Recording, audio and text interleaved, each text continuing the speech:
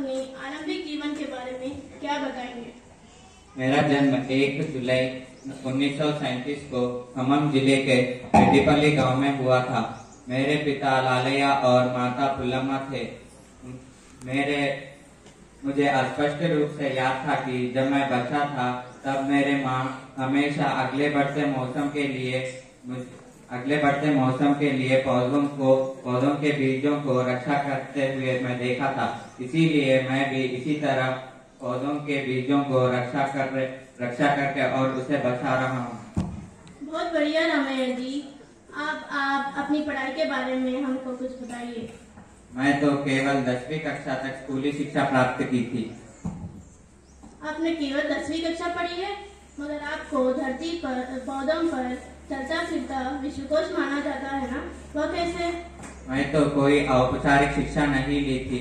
मैं तो अपने खोज में पेड़ों और पेड़ लगाने की प्रक्रिया पर कई अनगिनत किताबें पढ़ी हैं। आपने पौधों के बारे में इतनी अनगिनत किताबें पढ़ी हैं, इससे हमको पता चलता है कि आपको पौधों के प्रति कितना प्रेम था। मैंने सुना है कि आपने तो बहुत सारे पौधे लगाए हैं। अब आप ये बताइए कि आज तक आपने कितने पौधे लगाए हैं? आज तक मैंने लगभग 1 करोड़ पौधों लगाया हूँ और इसी तरह मैं आगे चलकर इसी तरह मैं लगाते रहूँगा। ये तो बहुत प्रसन्नता की बात है रामैया जी। आजकल तो ये कोई भी सोच भी नहीं सकता और कर भी नहीं सकता। आपने तो धरती के प्रति इतना कुछ किया है। पौधे लगाने के लिए बहुत सारी बीजों की आवश्यकता होती है ना रामैया जी। आपको इतनी बीज कहाँ से मिले जो आपने इतनी अनगिनत पौधे लगाए हैं?